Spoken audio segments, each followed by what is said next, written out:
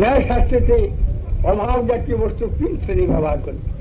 প্রাগভাব, ধ্বংসাভাব, আত্যন্তিকাভাব। পূর্বে ছিল না, এখন হয়েছে, এটা হলো প্রাগভাব জাতীয় বস্তু। এখন হয়েছে, সেটা ধ্বংস হয়ে গিয়ে অভাব হয়েছে, এটা ধ্বংসাভাব। আর আত্যন্তিকাভাব পূর্বেও নাই, এখনো নাই, পরেও থাকবে না।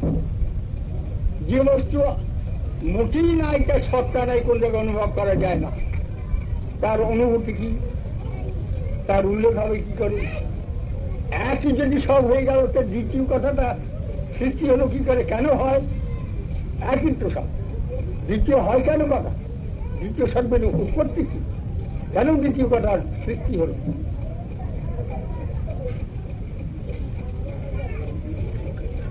এই প্রকার বিশ্বে নাস্তিকতা না চলবার কারণটাই আমি বলবার জন্য এই হিস্ট্রিটা বলতে। একে কঠিন গ্রন্থ, আর তাতে কতগুলো বিষয় কটাক্ষ করা পূর্ব গ্রন্থের এই তার শঙ্করের জীবনী সম্বন্ধে আনন্দগিরি বলছে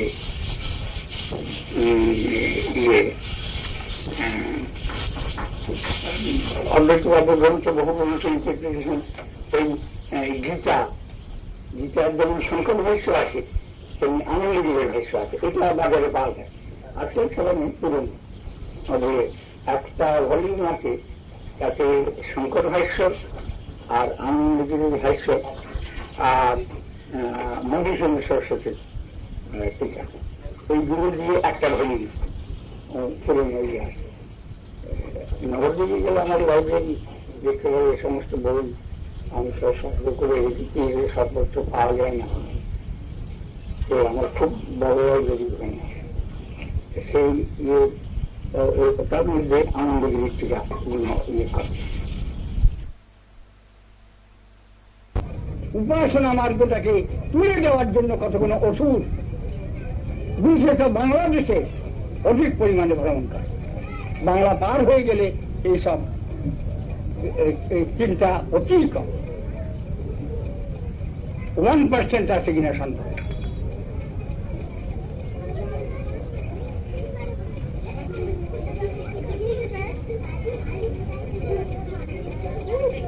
ক্রমশ না নাস্তিকতার দিকে অগ্রসর আমাদের মোটেই কর্তব্য নাই।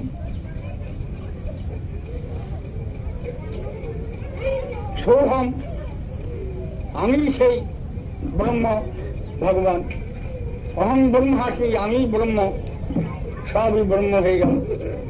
ওর থেকে মারামারি কাটাকাটি উঠে গেল।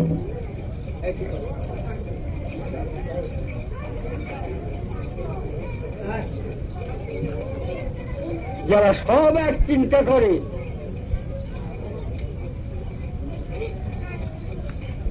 তাদের ঊর্ধ্বত প্রকৃতি হয় কি করে? সব এক। ওই সব একের লোকের ওই একটি যুক্তি হচ্ছে তাদের ইয়ে। সেই মাস্টারমশাইও যিনি গিয়েছিলেন আমার কাছে সব এক করতে, তিনিও চেটে গিয়েছিলেন। যখন তার আটে ঘা দিয়ে কথা বললাম সব এক স্থাপন করতে গিয়ে, বলে আপনি তো বাবা, আপনার ছেলে এক, কখনো দুই মনে করবেন না। আপনার স্ত্রীকে বলে যাবেন যে আমি মরবো না, আমি একে রেখে যাব। তখন চললেন ভিতরে দুই ধারণা, বলে আমি কর্তা, আমার ছেলে আমার অধীন, আমি যা বলবো তাই শুনতেছে বাধ্য। এই দুই চিন্তা নিয়ে বলছেন এক। এটা ভণ্ডামি নয়, প্রবঞ্চনা, লোক ঠকানো।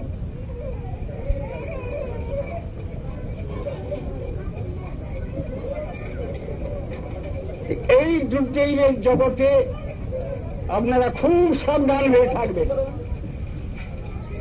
সর্বদা সাবধান হয়ে থাকবেন। নাস্তিকতা শিক্ষা গ্রহণ করবেন। যদি এইরকম কোন বিচার কোনো উপস্থিত হয় বা ইয়ে হয়, আপনারা আমাকে ডাকবেন। আমি চলতে না পারলেও যেমন করি হোক এসে এখানে বসে তাদের সঙ্গে বিচার করতে প্রস্তুত থাকি। সভা রাখুন, প্রকাশ্যভাবে বিচার হোক, তাদের ক্ষমতা থাকে বুঝে নেব। বেদ উপনিষদ তাদের একটাকে গ্রন্থ নয়, তারাই পড়বেন, আর কেউ পড়বে না, এই কথা নয়। আমরা বেদ মহাপ্রভুর কথা 16 বেদ উপনিষদের উপর ভিত্তি করে করা হয়। বেদ উপনিষদের কদর্য ভিত্তি নিয়ে যে সমস্ত সম্প্রদায় তৈরি হয়েছে তারা নাস্তিক, বিপদগামী। তাদের রক্ষা করবার জন্য আমরা এসব কথা বলি।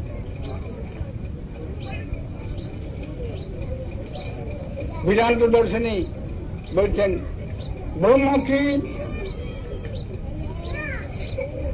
জন্মাদ্দেশ্য যত, যার থেকে জন্মস্থিতি ভঙ্গ হয় তিনি ব্রহ্ম, তিনি নির্বিশেষ হন না, এক হতে পারেন না, তাকে এক কখনো বলা যায় না। ব্রহ্ম যদি এক হয়ে সৃষ্টি করেন তাহলে প্রকৃতিও এক সৃষ্টি করেন। সাংখ্যবাদীরা বলে, যারা সাংখ্য দর্শন পড়েছেন তারা প্রকৃতিবাদী, তারা প্রকৃতি সৃষ্টি করে, ব্রহ্ম তারা মানে। ব্রহ্ম তারা মানে না সাংখ্য দর্শনে। নৈয়ায়িক গণের পরমাণুবাদী, ব্রহ্ম তারা মানে না, প্রকৃতি তারা মানে না। দর্শন শাস্ত্রে আলোচনা ভারতবর্ষে 6খানা দর্শন, একখানা নয়, 6টা দর্শন চলছে, এবং উন্নত দর্শন ন্যায় বৈশিষ্ট্য, সাংখ্য, পাতঞ্জল, জৈমিনী, বেদান্ত দর্শন, এই 6খানা দর্শন। প্রত্যেকটা দর্শনের মধ্যে ইয়ের থেকে এই বেদান্ত দর্শনই একমাত্র বৈদিক। তারা বেদের বিচার অনুসারে চলেছে, আর অন্যগুলো কিছু না। তারা ঈশ্বর স্বীকার করে না।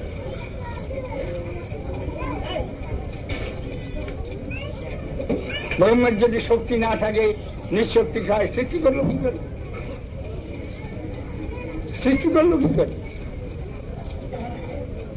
এই জন্য শঙ্করাচার্য অদ্বৈতবাদীরা বিপদে পড়ে বলছে ও জগৎটা মিথ্যা। তুমি যে দেখছো এতগুলো লোকে সব মিথ্যা, বাবা মিথ্যা, মা মিথ্যা, ভাই বন্ধু মিথ্যা, ছেলে মিথ্যা, জগৎ মিথ্যা, যা কিছু এসব মিথ্যা। তোমরা যে কথাগুলো বলছো সব মিথ্যা, আমরা যা শুনছি সব মিথ্যা। একসঙ্গে ঝঞ্ঝাট কাজে মিথ্যাবাদী হলো তারা। তাদের দর্শনটাই হল মিথ্যাবাদ, অদ্বৈতবাদ বা মিথ্যাবাদ, মিথ্যাবাদীর দর্শন।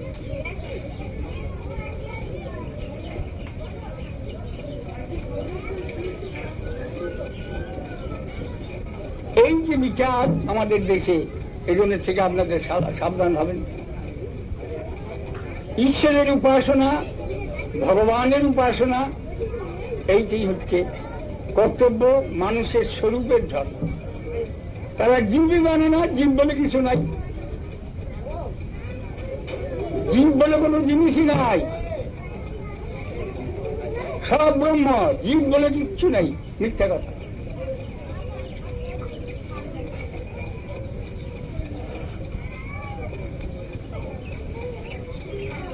আমাদের বিচার করতে হবে সর্বতভাবে এই যে আমরা ভগবানের উপাসনা করব, ঈশ্বরের উপাসনা করব। ঈশ্বর মানে অদ্বৈতবাদীর ঈশ্বর না।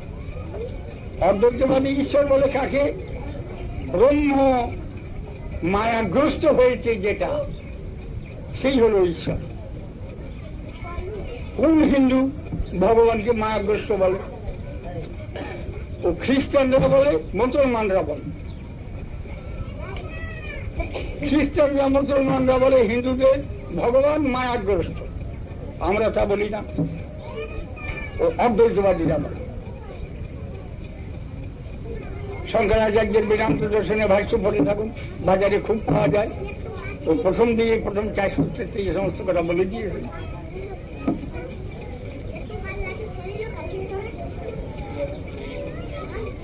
মায়াগ্রস্ত ব্রহ্মের নাম ঈশ্বর, আর এই মায়াগ্রস্ত অবস্থাটা চিরকাল থাকবে।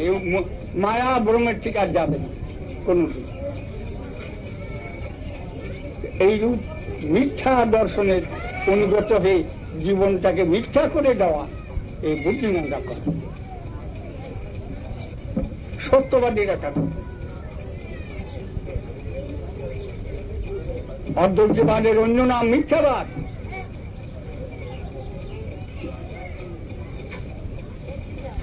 এইসব কথা গোপন করে রাখে, তাদের বইগুলো খুললে দেখিয়ে দেওয়া যেতে পারে বিকাশ। আমাদের বর্তমান অবস্থায় যে আলোচ্য বিষয়টি আরম্ভ করেছিলাম, যে বিরহটা আনন্দ, বিনোদ অলঙ্কার, বিচার, অর্থাৎ বিপ্লম্ব ভাবে যে আনন্দ অনুভব, কিসের থেকে? সংসারের মায়া মহদুঃখ পরিত্যাগ করে ভগবত উপাসনাতে চিত্ত নিযুক্ত করলে আনন্দ অনুভব হবে। তা সেটা কিসে হয়? বিরহতে বেশি হয়। হরে কৃষ্ণ মহামন্ত্র উচ্চারণ করলে বেশি হয়। অনন্ত কোটিবার ব্রহ্ম ব্রহ্ম করে যে ফল না হয়, একবার কৃষ্ণ নাম করলে তার অনন্ত জীবন ফল বেশি হয়।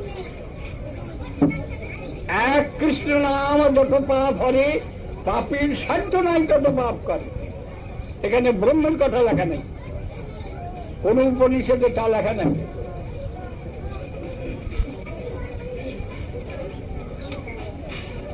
যেখানে ব্রহ্ম সেখানে ভগবানের পদনখ সভাকে উদ্দেশ্য করে বলে, জ্যোতির অভ্যন্তরে রূপম অতুলম শ্যাম সুন্দরম।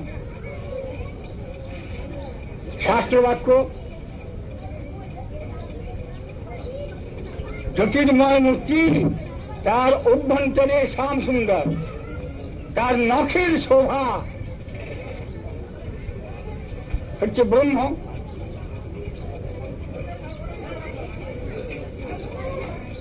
সূর্যের আলো এখন দেখা যায় না, সূর্যকে দেখা যায় না, কাটতে যেতে সূর্য দেখা যায় না, কিন্তু সূর্য নেই বলা যাবে, সূর্যের কোন রূপ নেই বলা হবে, তার কোন দেশ নেই বলা হবে। অষ্টদান উদয় হন, যাদের চোখের দৃষ্টিশক্তির অভাব, দর্শন জ্ঞান নেই যাদের, তারা এক প্রকার করতে পারে।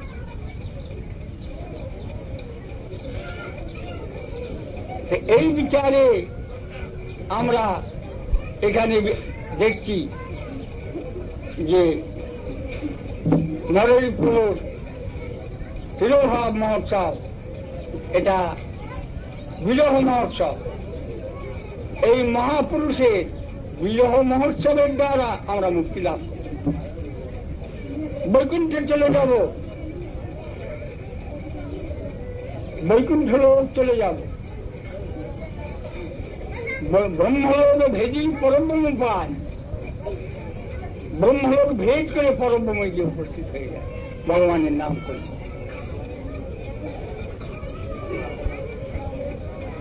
নাম নামী অভেদ, একই তত্ত্ব।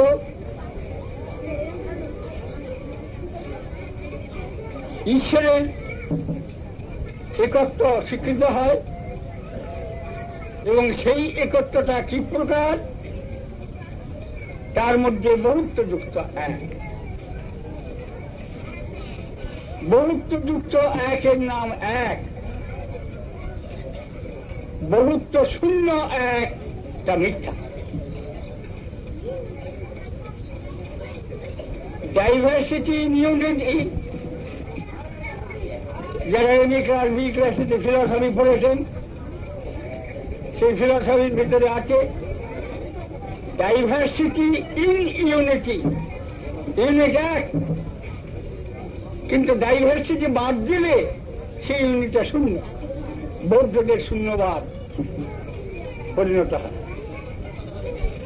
এক বললে এমন বুঝে যার মধ্যে বহুত্ব আছে।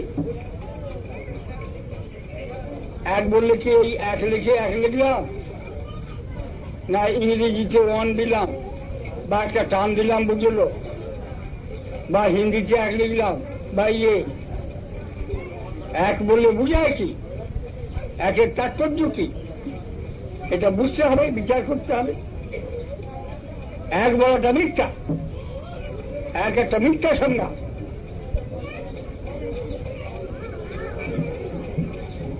ম্যাথমেটিক্স, গণিত শাস্ত্র এক হতে জিনিস আরম্ভ হয়েছে। তার ফান্ডামেন্টাল বেসিসটাই হচ্ছে রং। ইউক্লিডের থিওরি ফান্ডামেন্টাল বেসিসটাই রং। আমাদের ঔপনিষদিক চিন্তাধারা, বৈদিক বেদান্ত দর্শনের চিন্তাধারা, এই সমস্ত পাশ্চাত্য শিক্ষা বা আধুনিক শিক্ষা তার সঙ্গে কিছু মিল নেই। গণিত শাস্ত্রে বলে 2 আর 2 4 হয়, 2 আর 2 4 হয়।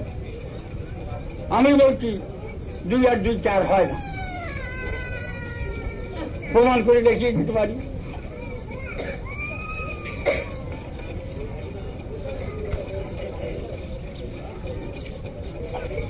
দুটো ঘটি নেওয়া হলো এখানে, আবার এখানে দুটো ঘটি নেওয়া হলো। সংখ্যায় দেখলাম 2 আর 2 4টে ঘটি, আবার আর এক জায়গায় 4টে ঘটি রাখা হলো। তখন এই 2 আর 2 4 আর ওই যে 4টে ঘটি এক সমান, কোন বুদ্ধিমান লোক স্বীকার করবে। ওটার ওজন হয়তো 1 ছটা বেশি, এটার হয়তো 1 ছটা কম, ওটায় জল বেশি ধরবে, এটা হয়তো কম ধরবে। প্র্যাকটিক্যাল ম্যাথমেটিক্সের যেটা একটু দেখতে হবে, এই দুটো কখনো এক হয়। এই যে ম্যাথমেটিক্যাল 1, ম্যাথমেটিক্যাল 2 + 2 = 4, এই সমস্ত রং বেসিসের কাজে একের ধারণা ভণ্ড, নাস্তিক, অশিক্ষিত বর্বরদের মুখ থেকে এই চিন্তার স্রোতটা শুনতে পাওয়া যায়।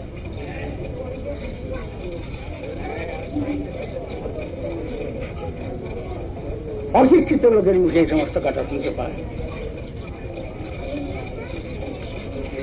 আমার সঙ্গে আমার চিনসুরে একটা মঠ আছে, চিনসুরে, সেখানে PA2 কমিশনার, ডিভিশনাল কমিশনারের পার্সোনাল এসেছেন, তিনি ম্যাথমেটিক্সে ফার্স্ট ক্লাস পান। তার সঙ্গে আলাপ হয়েছিল ম্যাথমেটিক্সের লোক। তিনি বললেন যে আমরা তো ম্যাথমেটিক্সে এম এ ক্লাসে এই সমস্ত কথা পড়িনি, আমরা তো পাইনি, এ তো হায়ার ম্যাথমেটিক্স। বলে আপনি এমনিতে ফার্স্ট ক্লাস আবার এর চেয়েও হায়ার ম্যাথমেটিক্স চাচ্ছেন। এই জন্যই শিক্ষা লাভ করতে হলে ঋষিদের আশ্রমে যেতে হবে। স্কুল কলেজ পাঠশালায় শিক্ষা হয় না, ঋষিদের আশ্রমে গিয়ে শিখতে হবে। যে কোনো বিজ্ঞানও সেখানে শিখতে হবে। অশিক্ষা, কুশিক্ষাগুলো যেগুলো দেওয়া হচ্ছে সেগুলো না শিখলেই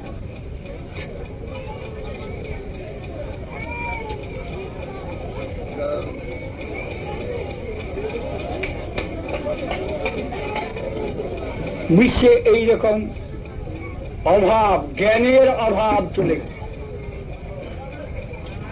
আপনারা শুনে আর একটা আশ্চর্য হবেন, বেদান্ত দর্শন জ্ঞানবাদের উপর স্থাপিত হয়েছে। এই শঙ্করাচার্য, আমি যখন কানপুর গিয়েছিলাম তখন ব্রাহ্মণ সমাজ হলে বক্তৃতা, ভাগবত ধর্মের বক্তৃতা হবে। আমার পূর্ববর্তী বক্তা ছিলেন গিরি মহারাজ, তিনি ভাগবত ধর্ম বলতে গিয়ে শ্রীমদ ভাগবতের কথা বললেন, শ্রীমদ ভাগবতের আলোচনা করলেন। তার মধ্যে প্রেসিডেন্ট ছিলেন কিষাণ ঘোষ, খুব বড় একটা প্রধান ব্যক্তি কানপুরে।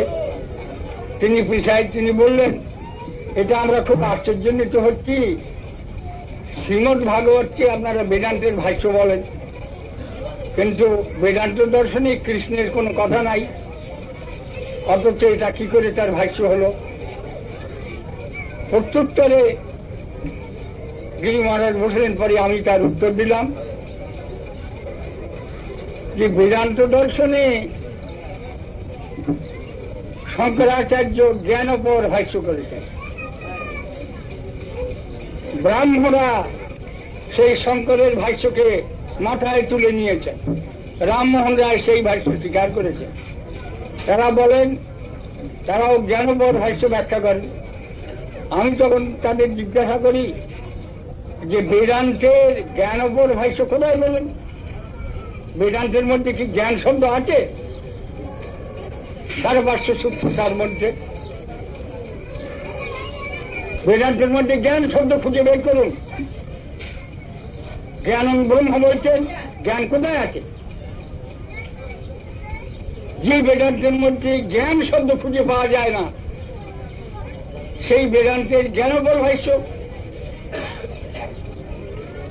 এই নাস্তিকগণ অঘটন ঘটায়। ব্যাকরণ সাহায্যে এক একটা শব্দ কিছু করে নিতে পারা যায়। তো বেদান্তের ভাষ্যতে জ্ঞান না থাকলেও জ্ঞানবর ভাষ্য যদি হতে পারে, তাহলে কৃষ্ণ শব্দ না থাকলেও কৃষ্ণবর ভাষ্য হতে পারে। সেই অনুসারে শ্রীমদ্ ভাগবত বেদান্তের অকৃত্রিম ভাষ্য। শঙ্কর ভাষ্যকে আমরা বৈদিক ভাষ্য বলে বলব না। বেদব্যাসের অনুগত ভাষ্য বলবো না।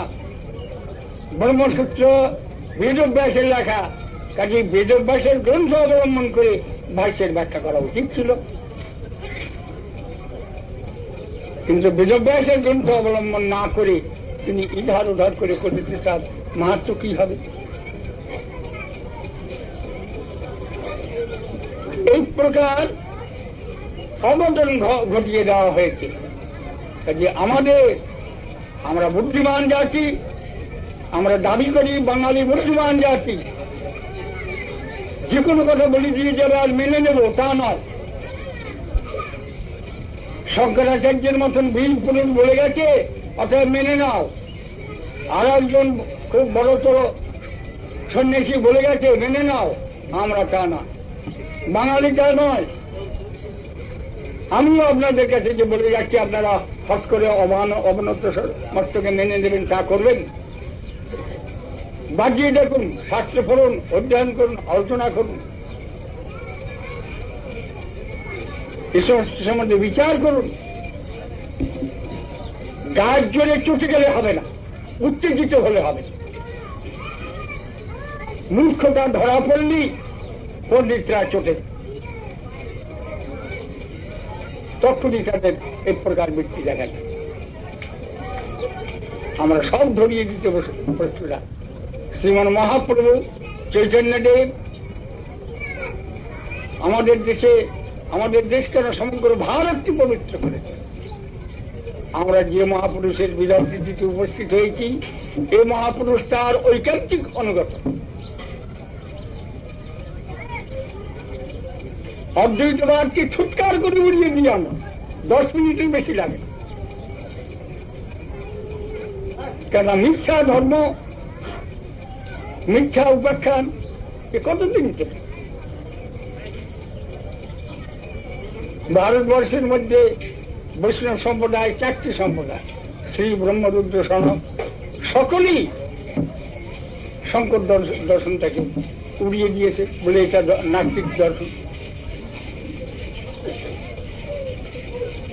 নাস্তিক কেন বলা হয়? সে বলছে নাস্তিক জগৎ নাই, মনুষ্য নাই, গাছপালা নাই, সভা সমিতি নাই, পৃথিবী নাই, নাস্তিক হল। ভগবানও নাই। ঘুরিয়ে ফিরিয়ে কেমন করে তোকে নিয়ে এসে সেই নাস্তিক চিন্তার সূত্রের মধ্যে ফেলে। আপনারা বুদ্ধিমান জাতি, সাবধান হয়ে সব কাজ করবেন। যে যাকে তাকে ধর্ম বলে জ্ঞান করবেন, তার উদ্দেশ্যটা কি, ভেতরে কি, বিচার কি, এগুলো কেমন জানেন। শাস্ত্র বলেছে, শাস্ত্রের ব্যাখ্যাটা কি, বিচারটা কি, এগুলো জানা দরকার।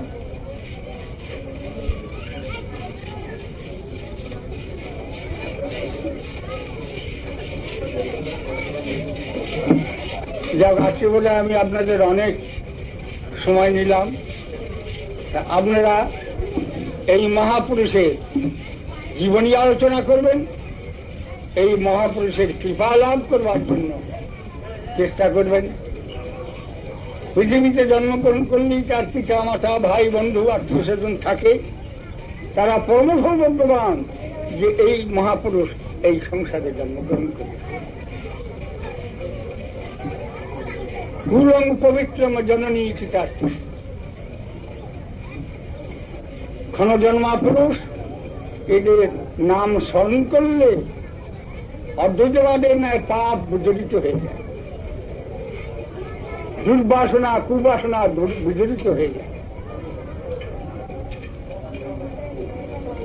কাজেই আমরা আজকে আপনাদের আর নেব না। তাই এইখানে যে আমি বলছিলাম যে কৃষ্ণগোপাল বাবু তার পিতৃতর্পণ না করো এর যে বিরহ তিথি উদযাপন করেন বেশ ঘটা করে বৈষ্ণবদের এনে বৈষ্ণব সেবা ধর্ম প্রচার প্রচুর সাহায্য হয়। ভগবান পরম সম্পন্ন আশীর্বাদ করে তার উন্নতি করে দেবেন। আমি এদের বলেছি যে তোমরা নরই ঠাকুরের পরিবার, তোমাদের কখনো কষ্ট হবে, আর্থিক লৌকিক সামাজিক কষ্ট তোমাদের কখনো হবে না। মহাপুরুষের আশীর্বাদে তোমরা উদ্ধার পেয়ে যাবে। যারা এই উৎসবে যোগদান করবেন তাদের সব মঙ্গল হয়ে যাবে। অধারণা কুধারণা বিধারণা সব জড়িত হয়ে যাবে।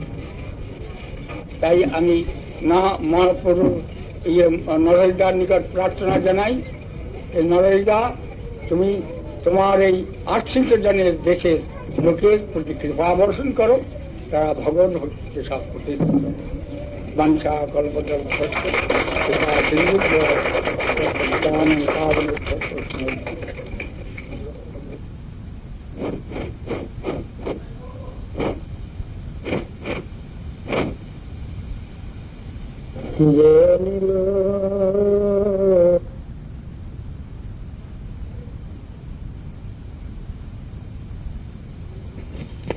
গুরুপাঠ করতে সেবাই মনুষ্য জীবনের প্রধান করত। বেদ শাস্ত্র যত কিছু আলোচনা করা যায়, গুরুপাঠ পর্বের সেবা ব্যতীত অন্য কোনো কৃত্যের কথা কিছু লেখা নেই। যে কোনো শাস্ত্রই হোক না কেন, শাস্ত্র হোক, শাক্ত হোক, সৌর হোক, গানভট্ট হোক,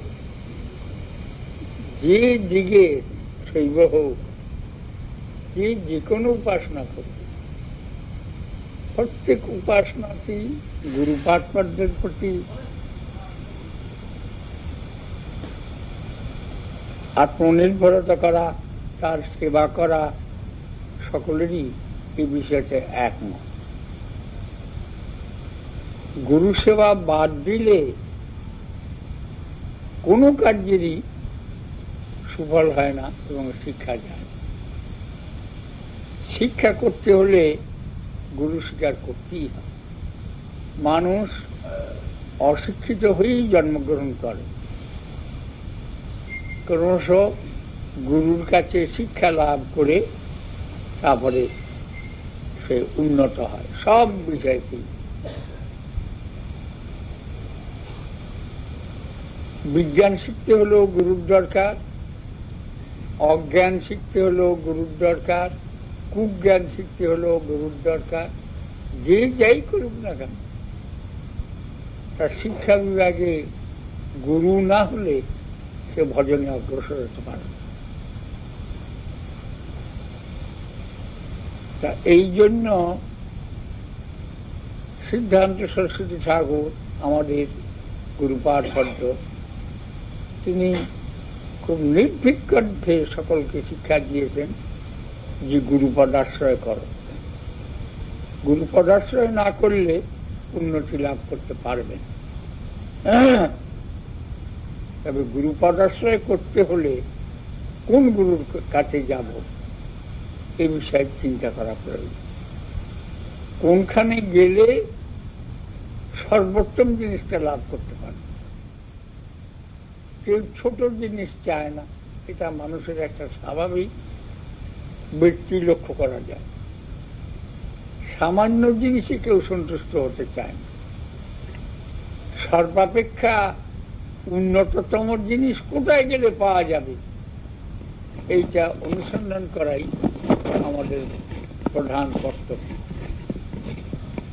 তবে এই প্রধান জিনিস আমরা সকলেই নেব, সবটাই আমার পক্ষে ভালো, এই প্রধানের বিচারটার মধ্যেই গন্ডগোল ধরে। কোনটা প্রধান, কোনটা চরম, কোনটা সর্বশ্রেষ্ঠ বস্তু, এর বিচারের মধ্যেই গন্ডগোল। নানান রকম নানা মুনির নানা মত, সেই বিচার আমাদের কাছে যখন যে সে বলে তখন তারটাই বেশ লাগে ভালো। এর মূল কারণ অজ্ঞতা, আমাদের শিক্ষার এমন অভাব যে আমরা নিরপেক্ষভাবে উন্নত জিনিসটাকে ধরতে পারছি, ধরবার যোগ্যতা নাই। এই যোগ্যতা আমরা সাধারণত বিচার করে শাস্ত্রকারগণের মধ্যে দেখতে পাই যে বলছি পূর্বজন্মের একটা স্বীকৃতি না থাকলে এই জিনিসটা হয় না। পূর্বজন্মের স্বীকৃতি প্রভাবে মানুষের সৎসঙ্গ হয়। সৎসঙ্গ প্রাকৃতি পুঙ্গভি স্বীকৃতি পূর্ব সঞ্চিত। এই সৎসঙ্গ বলতে গেলেও অনেক রকম গোলমাল আছে। সৎ শব্দটা নিয়ে নানা রকম মারামারি। সৎ কাকে বলে? যারা অসৎ তারাই এখন সৎ হয়ে পড়ে। সব সৎসঙ্গে এসো, অসৎ লোক যারা তারাই এখন সৎসঙ্গে ঢুকবার চেষ্টা করে। তারা একটা সৎসঙ্গ তৈরি করে নিয়েছে, শব্দগুলোর সুযোগ নিয়ে অসৎ লোক অসৎ কার্যের প্রশ্রয় দিচ্ছে, জগৎকে অসৎ পথে নিয়ে যাচ্ছে। আমরা সৎসঙ্গী, ভেতরে ভেতরে অসৎসঙ্গী।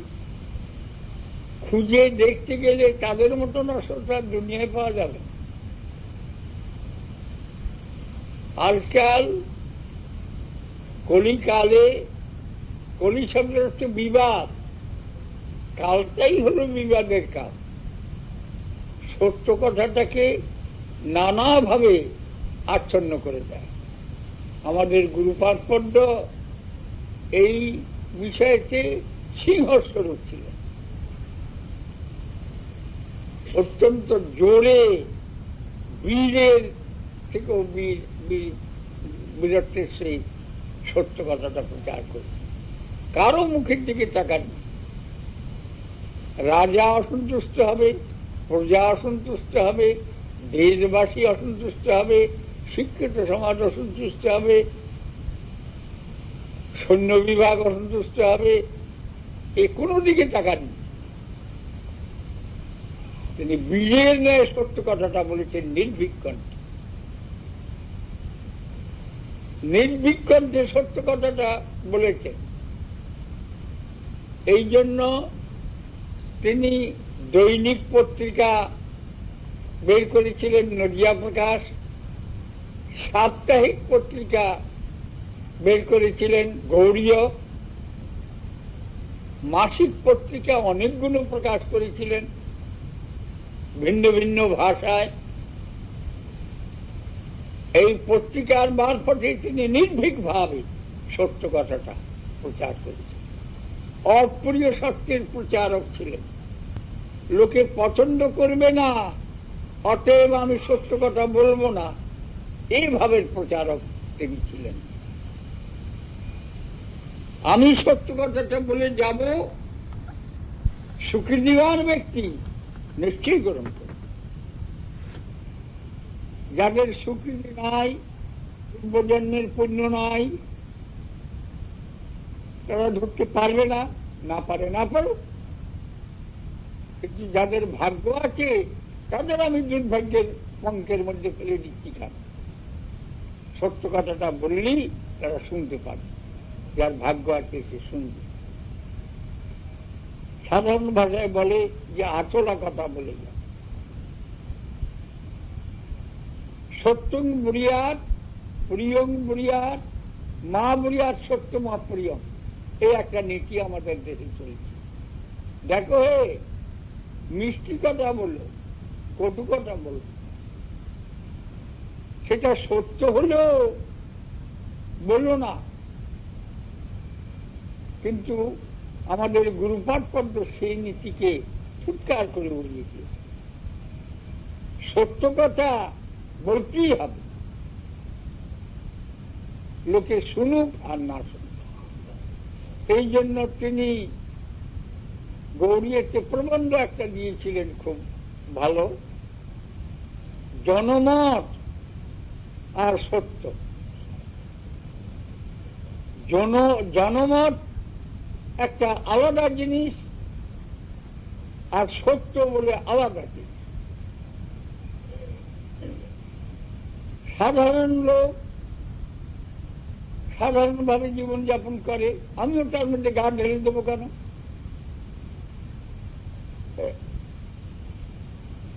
আমি সেভাবে জীবনযাপন করব কেন? আমার জীবন এমন একটা জীবন, মূল্যবান জীবন, সেই জিনিসটা জলে ভাসিয়ে দেব? ভগবানের সত্য কথাটা লোককে জানতে দেব না, চাপা দিয়ে দেব? এই কখনো হতে পারে। মেজরিটি বেশি, মেজরিটি মানতেই হবে। কাজেই লোকের প্রিয় করে ধর্ম তৈরি করো, এই ধর্মকে ধর্ম বলা হয় না। বাউল সম্প্রদায় একটা গল্প আছে, তারা বলে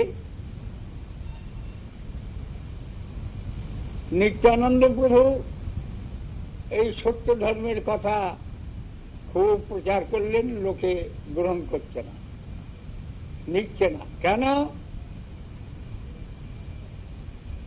তোমরা মাছ মাংস পেঁয়াজ রসুন কিচ্ছু খেও না, পান বিড়ি তামাক কিচ্ছু খেও না, কঠোরতা অবলম্বন করো, স্ত্রীলোকের মোহেতে মুগ্ধ হও না,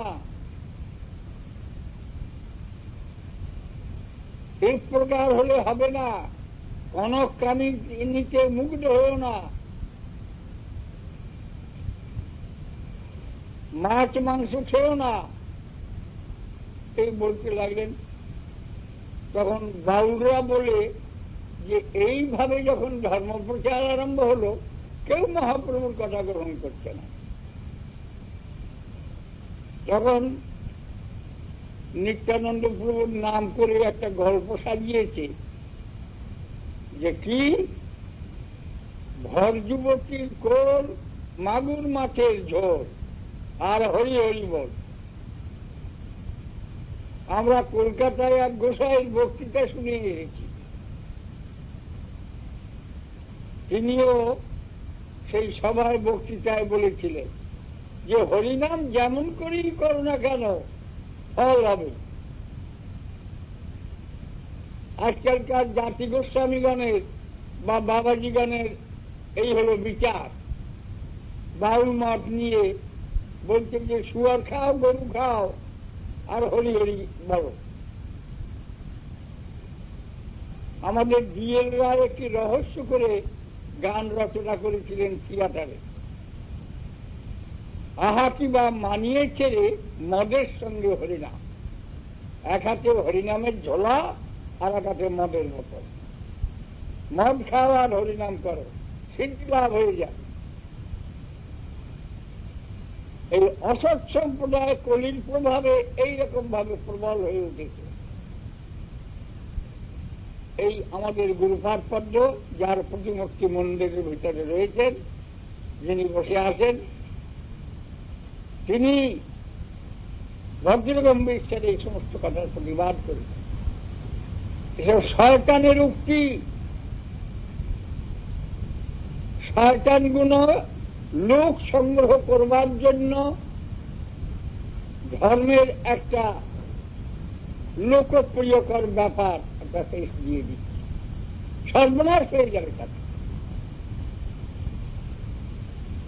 লোকের গ্রহণ করবার মতন করে দিতে হবে। কেউ কেউ আমাদের কাছে এসে বলছেন, মানে আপনাদের এত কঠোর কথা নেবে কে? জগৎ এখন তাই না, এখন লোকে যাতে নিতে পারে সেই রকম করে আপনারা দিন। সেরকম করে দিতে গেলে লোকগুলোকে ভাঙিয়ে দিতে হবে, গঙ্গায় ডুবিয়ে দিতে হবে। জেনে শুনে ডাক্তার বিষ খাওয়াতে পারে না। যে বিষ খেলে মৃত্যু হবে সে বিষ কখনো ডাক্তার দিতে পারে না, রোগী চাইলেও দেবে না। কাজে সর্বক্ষণ কঠোরতা অবলম্বন করতে হবে। ভগবানের জন্য সর্বস্ব পরিত্যাগ করতে হবে। নিজের কুপ্রবৃত্তিগুলো ছেড়ে দিতে হবে। নিজের মনের সংস্কারী ধারা পরিবর্তন করতে হবে। কেউ কেউ বলছেন কৃষ্ণ মরে গেছে, রামচন্দ্র মরে গেছে, মহাপ্রভু মরে গেছে, বরাহদেব মরে গেছে, 10 অবতার মরে গেছে, এদের আর দেখা নাই, পাত্তা নাই। এখন তোমরা আমাকেই ভগবান বলে মানো, আমি সৎ সম্প্রদায়।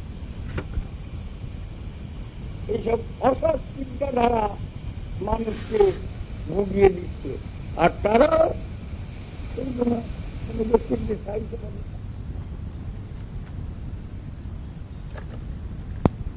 আপনাদের এখানে তৈরি আছে, পাঠশালা আছে, তাতে অশিক্ষা কুশিক্ষা দেওয়া হচ্ছে, যার দ্বারা সমাজ অত্যন্ত উচ্ছিষ্ট হয়ে গেছে।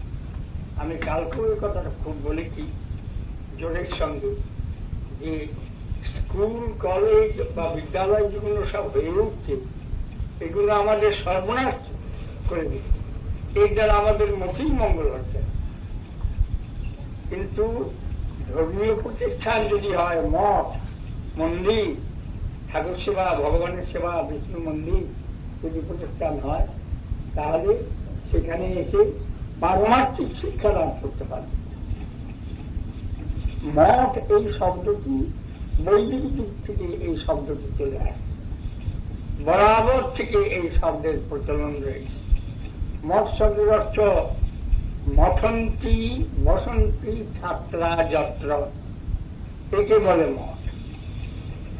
মঠ বললেই ওটা যখন ধর্মের স্থান, তখন ওটাকে উঠিবার পেছনে লেগে বলে সবাই মিলে, যাতে মঠ ধর্মের কোন কেন্দ্র না হয়, ধর্ম শিক্ষা যাতে না।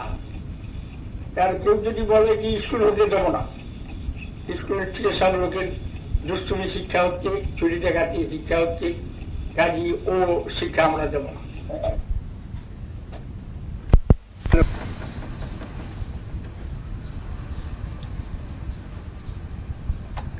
সেজন্য যেমন লোকে একটা ভয়ানক আপত্তিকর করে, কিন্তু মঠ প্রসিদ্ধ আত্মকল্যাণের শিক্ষা লাভ করবে। ভগবানের কাছে কি করে পৌঁছে যায়, দেশে কি করে শান্তি বিরাজ করে, অশান্তি সম্পূর্ণরূপে দূর হয়ে যায়, তার কি স্কুল করা হয়েছে। এই বিষয়তে কারো কোনো চেষ্টা নেই। আমি দেখি যে পার্বতী ধর্ম তার জীবন, এটা সাধারণ লোকের হৃদয়ের মধ্যে সমস্ত ভাব আসে না। তিনি হৃদয়ের মধ্যে অনুভব করেছেন যে দেশ এইরকম অধঃপথে যেতে চলেছে।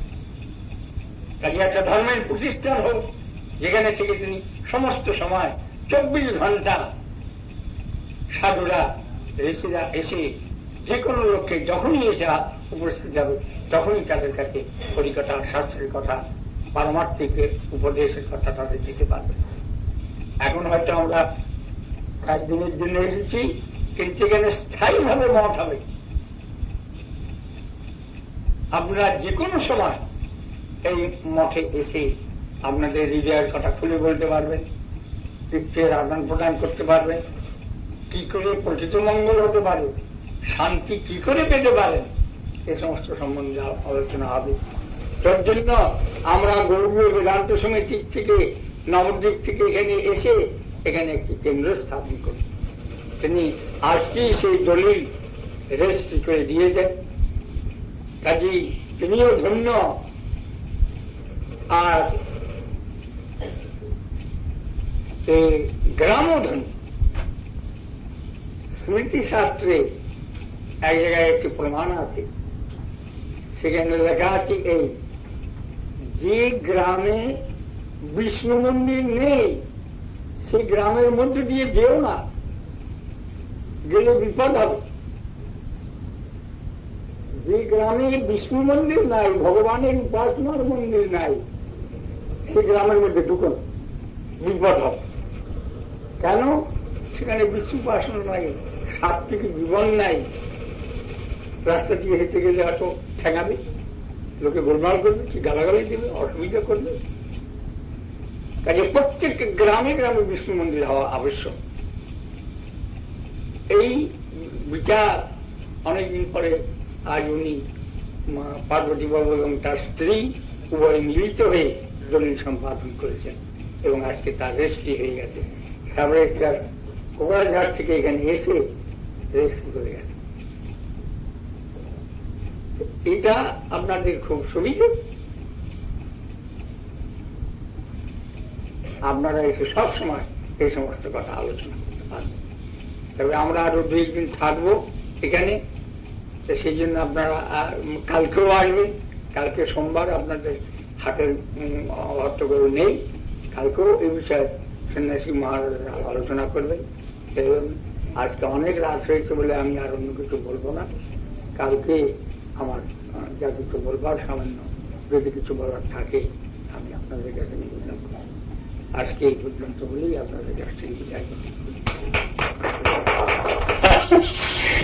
না চলবার কারণটাই আমি বলবার জন্য এই হিস্ট্রিটা বলতে। একে কঠিন গ্রন্থ, আর তাতে কত শুনেছেন। আমি এই ব্যবহারিক জগতের 2-1টি কথা আমি আপনাদের কাছে নিবেদন।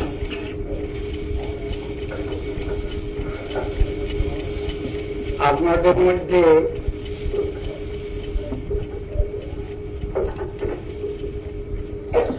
অনেকেই বাস্তবহারা। আমার পূর্ববর্তী বক্তৃ মহোদয় বললেন আমরা প্রকৃতির বাক্যহারা।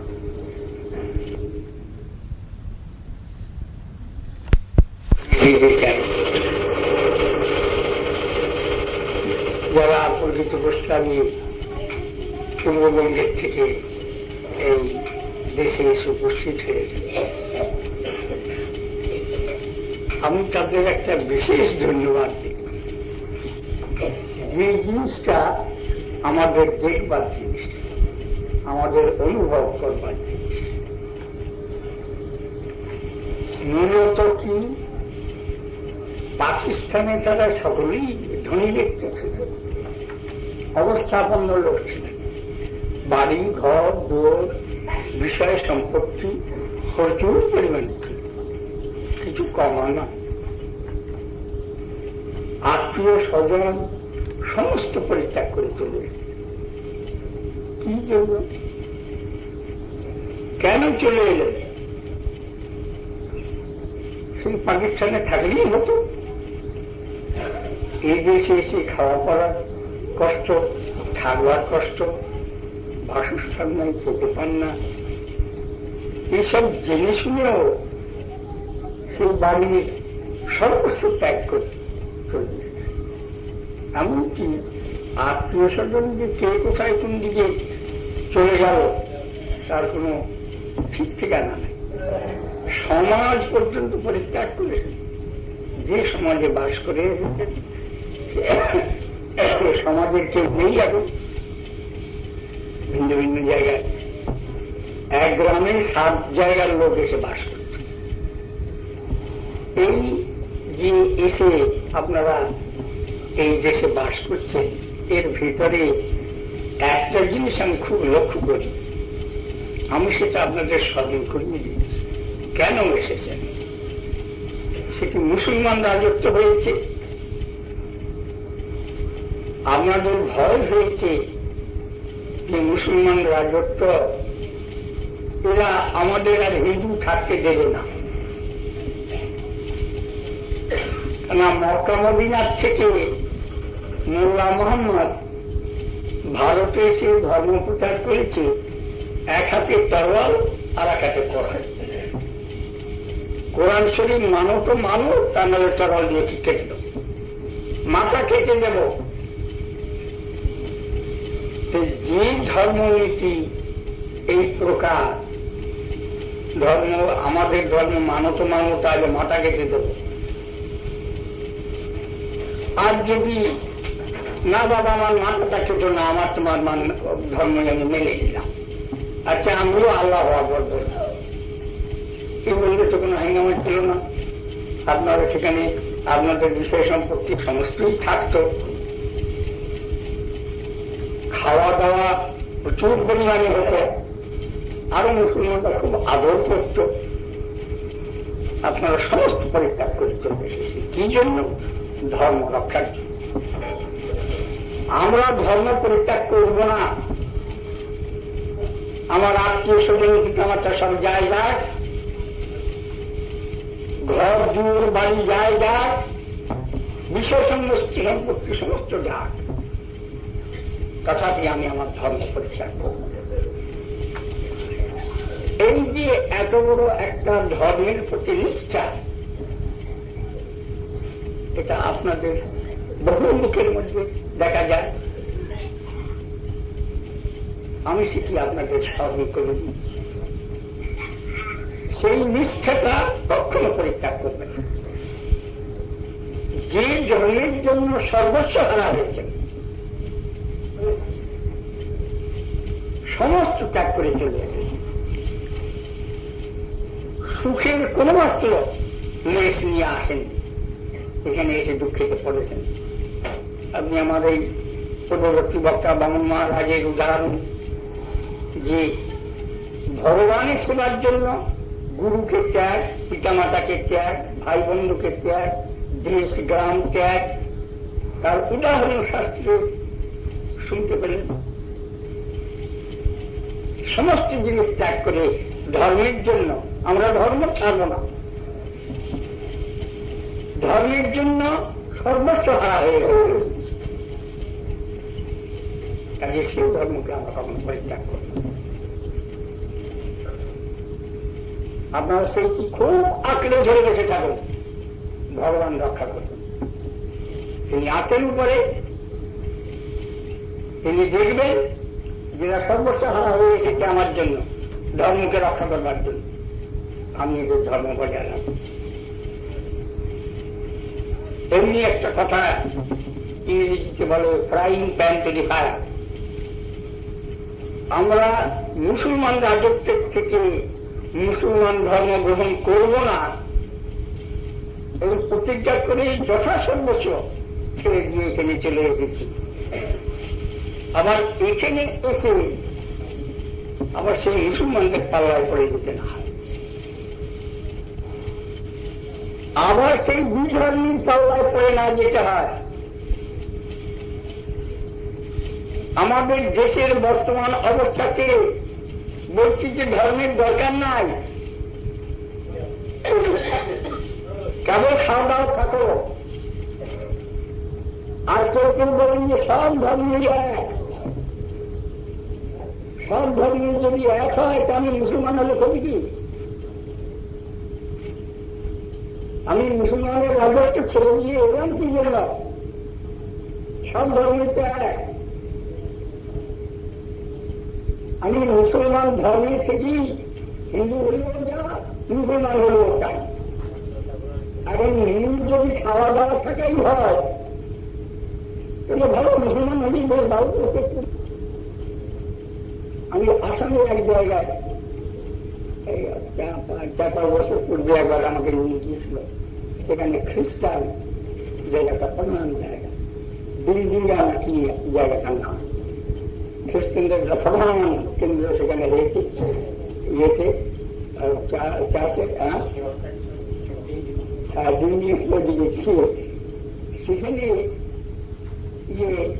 আমি একটা বক্তৃতায় বলেছিলাম যে সর্বধর্ম সমন্বয় আমাদের সর্বনাশ করে। এই কথাটা বলে আমাদের সর্বনাশ ঘটিয়েছে। কেন? এর ইতিহাসটি আপনাদের আমি বলি। এই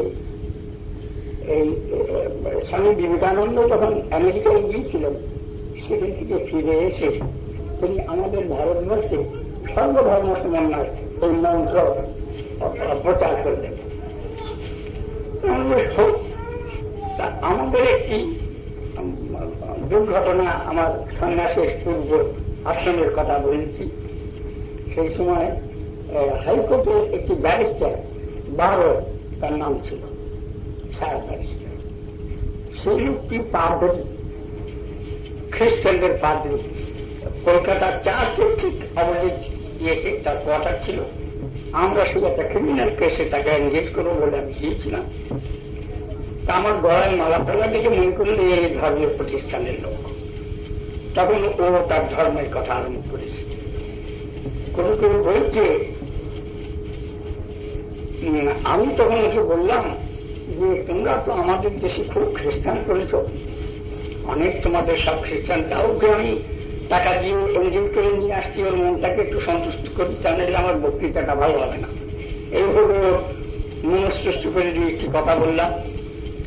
ও তখন মন খোসা করে বলছে, 12 সাল এই আমাদের দেশ স্বাধীন হওয়ার পর এখান থেকে ইন্ডিয়ার থেকে চলে যাবে। সেই ও রেলওয়ে ডিপার্টমেন্টের এনগেজ দেওয়া যাচ্ছে, খুব বড় ব্যারিস্টার। তো সে বললে যে দেখো, আমরা যে আমাদের খ্রিস্টান ধর্ম প্রচার করেছি, আমার এখানে স্ট্যাটিস্টিক্স আছে, আমি নিজে আদেশ সাহেব, আমি তোমাকে খাতা দিয়ে দেখাতে পারি। তোমাদের ভারতীয় হিন্দুরা এত কনজারভেটিভ, কোনো কথা শুনতে চায় না তাদের ধর্মের বিরুদ্ধ। ধর্মের বিরুদ্ধ কথা কিছুই তারা শুনতে চায় না। ভালো কথা যেমন আপনারা পাকিস্তান থেকে ধর্মের বিরুদ্ধ কথা শুনতে হবে, সব পাওয়ায় নিয়ে সমস্ত ত্যাগ করে চলে এসেছে। ওই যে কিন্তু আমরা একটা সুবিধা পেয়েছি, তোমাদের একজন সন্ন্যাসী বলেছে যে খ্রিস্টানরা হিন্দু তাই ওই সব ধর্ম সব। আমরা ওই বীজ মন্ত্রটা পেয়ে আমরা সমস্ত ভারতের সর্বত্র প্রচার করতে লাগলাম যে দেখো, খ্রিস্টান হলেও যা হবে তোমরা হিন্দু হয়েও চাও, হিন্দু মরে গেলে যা হবে খ্রিস্টান মরে গেলেও তাই যাবে। তার জন্য তোমরা চিন্তা হচ্ছে কেন? তোমরা সব খ্রিস্টান হয়ে যাও। কেন? বড় বড় চাকরি পাবে, ভালো ভালো খেতে পাবে, ভালো ভালো ইয়ে হবে, তোমাদের কোনো অসুবিধা নাই। তুমি নিজের রাজা, আমার রাজার প্রসন্নতা লাভ করতে পারলে আমাদের ভারী সুবিধা হবে। এই নিয়ে তোমাদের সন্ন্যাসী একজন বলছে যে হিন্দু ধর্ম বা খ্রিস্টান ধর্ম তাই একটু কথা মরে গেলে সবই এক হবে, আগে বেঁচে থাকতেও সবাই আওয়াজ হবে। এই বলে ওই মন্ত্রকে আমরা ভারতবর্ষে রাইটাল খ্রিস্টান করতে আনো, এক ভাব থেকে সব খ্রিস্টান। তারপরে ওই দিনের সবাই একজন প্রশ্ন করল, বলে সব খ্রিস্টান হল কেন? মুসলমানরা তো তার আগের থেকেই এখানে আছে আমাদের ভারতবর্ষে, মুসলমান হল না কেন? তারা তো মুসলমান হলেই পারত। তখন আমি সেই সবার মধ্যে দাঁড়িয়ে বক্তৃতা দিলাম যে তার মধ্যে মুসলমান হলে একটু অসুবিধা আছে, আর খ্রিস্টান হলে একটু সুবিধা আছে। খ্রিস্টান হলে সুবিধা কি? গরুও খেতে পাবো, শুয়ারও খেতে পাবো। মুসলমান হলে শুয়ার বাদ দেবে, শুধু গরু খেতে পারবে। এই জন্য লোক মুসলমান না হয়ে খ্রিস্টান হল, শুয়ারও খাবো, গরুও খাবো, খ্রিস্টানও হবে আর হিন্দুও খাবো, বা সব সমান আগে খাবো। এই বিচারের থেকে আমাদের দেশটায় খ্রিস্টানের মাত্রা অতিরিক্ত মাত্রায় হয়ে গিয়েছে। আমি যেখানে বক্তৃতা দিয়েছিলাম সেখানে বোধহয় শ্রোতা 4-5 হাজার লোক শ্রোতা হয়েছিল, আর মাঝের মধ্যে প্যান্ডেল করে হয়েছিল। তার মধ্যে 12 আনা লোক খ্রিস্টানের রাজত্ব, সেখানে 12 আনা লোক খ্রিস্টান। আমরা এই হল কারণ। তার মানে হুঁশিয়ার হন আগের থেকে। ওই সমস্ত কুমন্ত্রণাগুলো কখনো শুনবেন। যদি কেউ বলতে আসে তখনই তার গলা টুকি চেপে যাবে। আর যদি তোমাদের এই সমস্ত কথাই সত্য বলে বিচার হয়, সে একজন স্বামীজি সে বলছে, তার বড় অন্য উদ্দেশ্য থাকতে পারে। আমরা যে উদ্দেশ্যে নিয়ে যাচ্ছি যে সব এক যদি ধর্মের নীতি হয়ে থাকে বা ইয়ে থাকে, যখন হিন্দুস্তান পাকিস্তান হয়ে গেল তখন এখান থেকে পাকিস্তান থেকে বড় বড় পাকিস্তান যে বড় ছিল ওই হিন্দু মুসলমান সবাই তোমরা সব নির্মূল থাকো, এই দেশে তাকে যেতে হবে না, এদের ছেড়ে যেতে হবে না, বাস্তু হয়ে সব সর্বনাশ করতে হবে না। তোমার যদি এই দেশে এসে ভারতের ঘাড়ে বোঝে চলে যাবে। এই শিক্ষা তো দিতে পারল না। তারাও অন্তঃকরণে জানাই দিয়ে মিথ্যা শিক্ষা। এই শিক্ষা নিলে সর্বনাশ হবে। এই শিক্ষায় শিক্ষিত হবে যারা তাদের হিন্দুও থাকতে হবে না, একজন সে মুসলমান হবে না। খ্রিস্টান আরো একটা কথা আমি আমি ধরতে পারি, যদি সর্বধর্মের সমন্বয় বলে বিচার যদি আমাদের হৃদয়ের মধ্যে থাকে, তাহলে আমেরিকায় গিয়ে খ্রিস্টানগুলোকে হিন্দু করবার কি দরকার? খ্রিস্টানগুলোকে 5-7টা খ্রিস্টানকে হিন্দু করে নিয়ে আসছে কেন? সেও যা আমিও তার, হিন্দুও যা খ্রিস্টানও তার, একটা নিহত। আমি অন্তর করে না বুঝি যে হিন্দু ধর্ম সকলের কাছে, তাই খ্রিস্টানগুলোকে কনভার্ট করে নিয়ে আসে একবারে বিচার করছে। এই যে সব চিন্তাধারা কতগুলো আমাদের ভ্রান্তি এনে দিয়েছে। দেশে একটা ধর্মের প্রধান গোয়ালি এই সমস্ত অপপ্রচারের দ্বারা আমাদের হিন্দু ধর্মটা নষ্ট হচ্ছে। লোক আর হিন্দু থাকছে না। সনাতন ধর্মের, এই জন্য আমরা বলি সনাতন ধর্মের কথা। আমরা সনাতন ধর্মের প্রচার করতে, সনাতন ধর্ম আপনারা গ্রহণ করবেন, সনাতন ধর্ম আপনাদের পরিত্যাগ করতে হবে। এই যে আমাদের বর্তমান সামাজিক অবস্থা, 1000 বছর ধরে যে আমাদের ভারতবর্ষে যে সামাজিক ব্যবস্থা রয়েছে, সামাজিক ব্যবস্থায় যারা করেছে, আর যে ঋষিরা যে সমস্ত ব্যবস্থা করেছে, আমার পূর্ববর্তী বক্তৃতা সকলেই এসব বিষয় বলেছে, তত দুঃসন্ন উৎসৃঙ্খল সবচেয়ে সজ্জিত বক্তৃতা। দুঃসঙ্গ পরিত্যাগ করে সৎসঙ্গ করতে হবে। দুঃসঙ্গ আমরা করব না। আমাদের ভারতীয় কৃষ্টিটা কি? খ্রিস্টানরা আমাদের দেশে এসেছে, তারা দেশের রাজা, হত্যাকর্তা, বিধাতা, আমাদের ফাঁসি ছুটি দিতে পারে, সবই করতে পারে। তাদের সঙ্গে আমরা কি ব্যবহার করেছি? কোন খ্রিস্টানকে ঘরে উঠতে দেয়, সেই খ্রিস্টান ঘরে উঠলে গোবর দিয়ে লিখে দেবো, দিয়ে দেবো, বাইরে বাংলায় দাঁড়িয়ে থাকতে।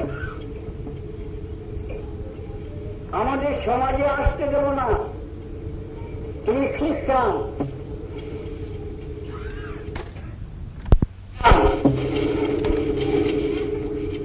হিন্দু নাও। আমরা যে উন্নততম স্থানে অবস্থান করি, পৃথিবীর যত চিন্তাধারা, ধর্ম নামে যত চিন্তাধারা রয়েছে, সমস্ত চিন্তার থেকে ভারতীয় আর্য ঋষিগণের চিন্তা সর্বোত্তম, তার কাছেও যেতে পারে এই বিশ্বাস আমাদের পূর্ণ রয়েছে। সেই জন্য খ্রিস্টান হোক, মুসলমান হোক, বাইরে দাঁড়া, ঘরে উঠিস তোরা অস্পৃশ্য। আমাদের চিরন্তন কোথায় না, আমরা ত্যাগ করব। এখন সব সমান একটা দুয়া একটা পাপ শিক্ষা, নাস্তিকতা শিক্ষা, ধর্মবিরুদ্ধ শিক্ষা, এই দিকে আসলো আমাদের অন্তঃকরণের থেকে সেই জিনিসটা এখন যায়নি।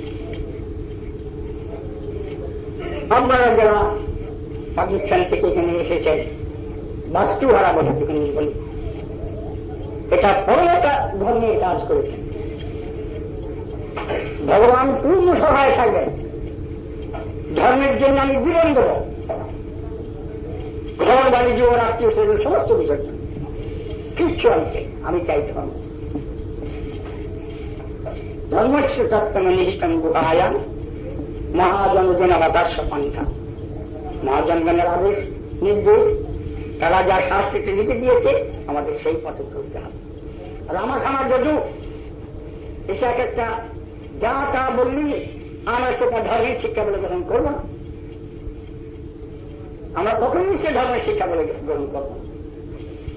আমাদের ভারতবর্ষে, এই ভারতবর্ষে হিন্দু ধর্ম, সনাতন ধর্ম সর্বাপেক্ষা প্রাচীন। খ্রিস্টান মাত্র 2000 বছর। আপনারা খ্রিস্টান 1967 সাল আপনারা লেখেন, আমি 1967 চাল করেছি, 2000 আমি বলি। খ্রিস্টান ধর্মের উৎপত্তি হয়েছে 2000 বছর মাত্র। তার পূর্বে সেগুলো বন্য জানোয়ার। লন্ডনের লোকগুলো যখন বন্য জন্তু জানোয়ার ছিল, ল্যাংটা ঘুরে বেড়াত, এই 2000 মাত্র ধর্মের কথা শিখেছে। যীশু খ্রিস্ট 30 বছর ভারতবর্ষে এসে ধর্মের কথা শিখে গিয়েছিল। তার লাইফের মধ্যে লেখা আছে, তার মধ্যে 30 বছর মধ্যে ইতিহাস লেখা নাই। লিখতে গেলে ধরা ধরে গেলে সে ভারতবর্ষে এসে খানিকটা শিখে গেছে, সেই বিচারটা লোকে জেনে যাবে।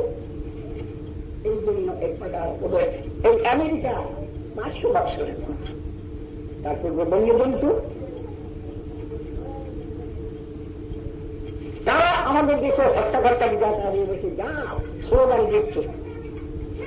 যে কোনো শিক্ষাটা ইংরেজি ভাষা বললে হ্যাঁ ঠিক বলেছে, বাংলায় বললে বা আসামি ভাষায় বললে বা সংস্কৃত ভাষায় বললে সে কথার কোনো দাম হবে না।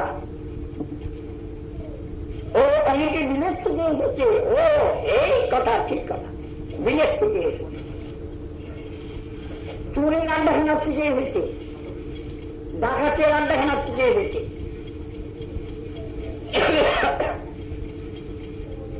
এই শিক্ষা আমাদের শিক্ষা, আমাদের চিরন্তন প্রচার চলে আসে। খ্রিস্টান মুসলমানকে ঘরে উঠতে দেব না। কেন? তারা অসচ্ছন্দ। কিসে অসচ্ছন্দ? কেন তাদের অসচ্ছন্দ বলা হচ্ছে?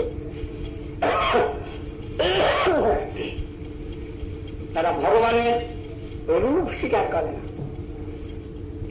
ওরা বলে ভগবান নিরাকার, ভগবানের কোন আকার নাই। খ্রিস্টানরা বলে ভগবানের কোন আকার নাই, মুসলমানরা বলে ভগবানের কোন আকার নাই। আমরা তাদের বলেছি যারা ভগবানের আকার নাই বলে তারা অস্পৃশ্য জাতি, উঠোনে দাঁড়িয়ে থাক। বাংলায় উঠেছি, বাংলায় উঠে আমার গৌরব খরচ করছে।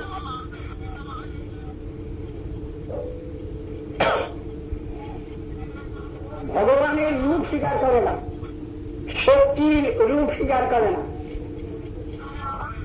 ভগবানের শক্তির কোন আকার নাই, ভগবানের কোন আকার নাই, অর্থাৎ ভগবান নাই। আমরা তেমনি বলি,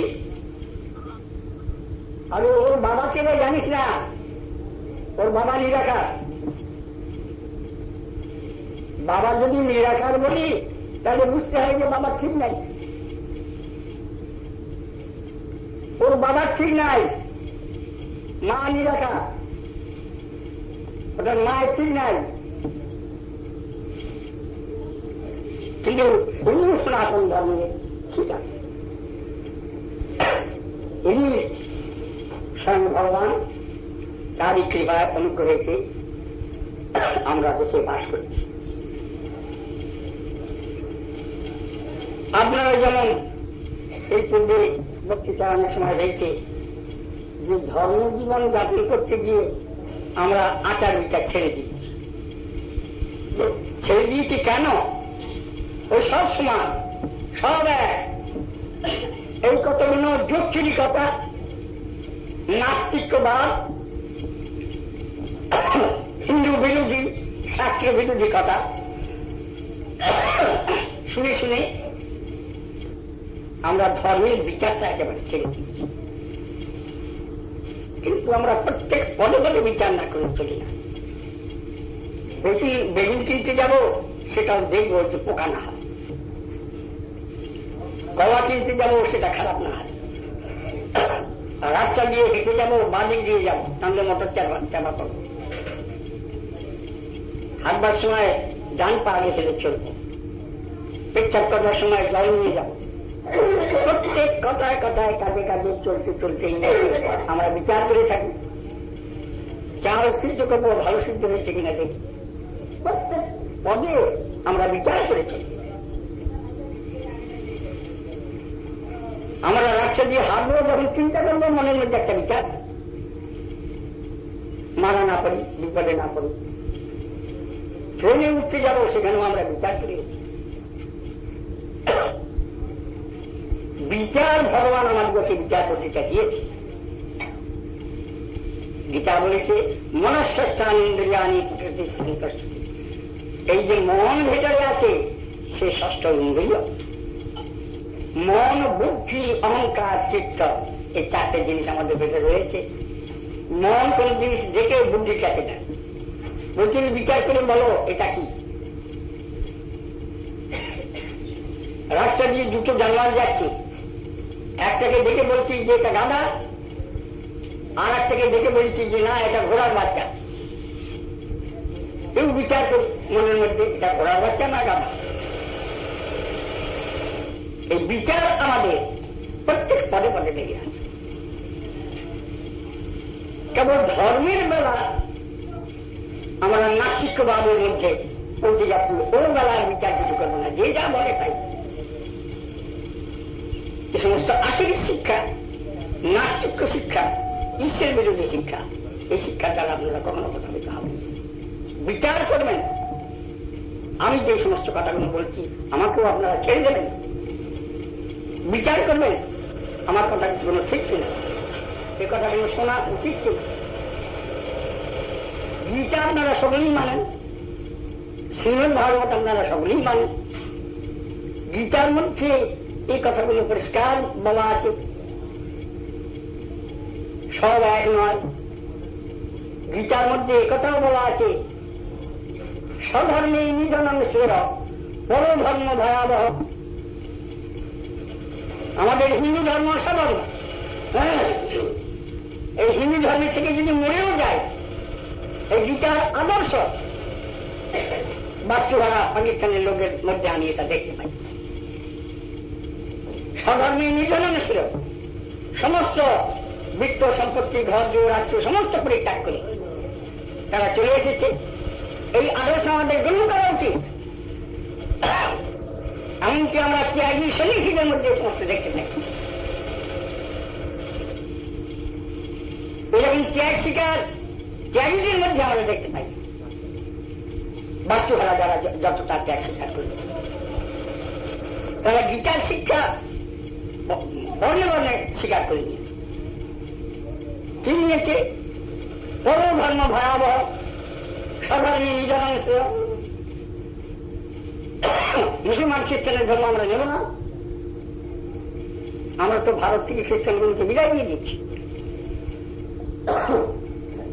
মুসলমানগুলোকে তফাৎ করে দিয়েছি, যা তোদের দেশটা।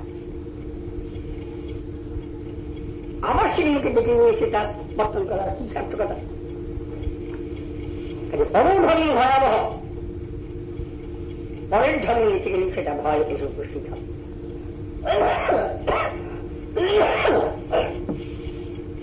নানা প্রকার অসুবিধা এসে যায়। আরো শিক্ষা গীতায় কি দিয়েছেন? ওই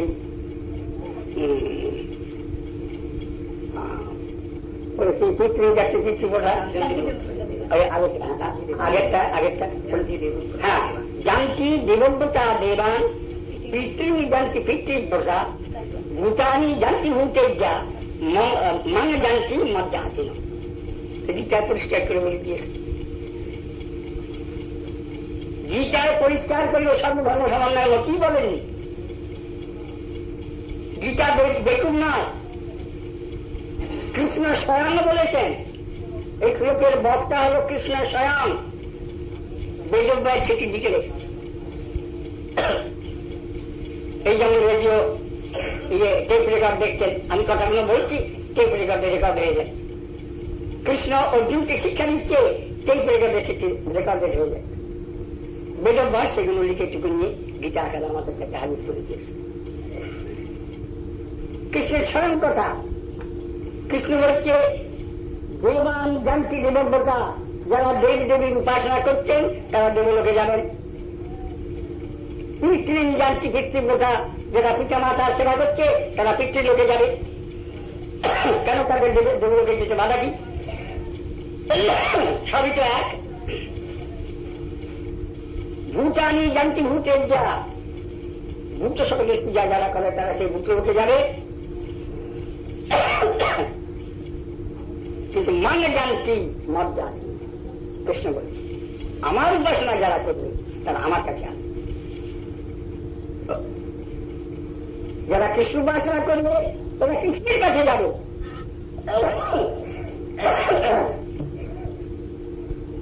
তারা অন্য কোথাও যাবে না আমি তাদের নিয়ে নেব আমার ওখানে কি যদ্গত্বা ন নিবর্তন্তি মধ্যানম প্রপথনমন্য আমার ধামে যদি তোমরা আসতে পারো তাহলে আর পতন সম্ভাবনা নেই কখনো পতিত হতে হবে আমি তোমাদের থেকে রক্ষা শ্রীমদ ভাগবতে দ্বাদশখণ্ডে তৈরি সমস্ত বহু প্রমাণ আছে শাস্ত্রবিহিত কথা আপনারা শুনলেন যে যাই বলুক তার সঙ্গে শাস্ত্র প্রমাণ না দিতে পারলে সে কথা আপনারা গ্রহণ করবেন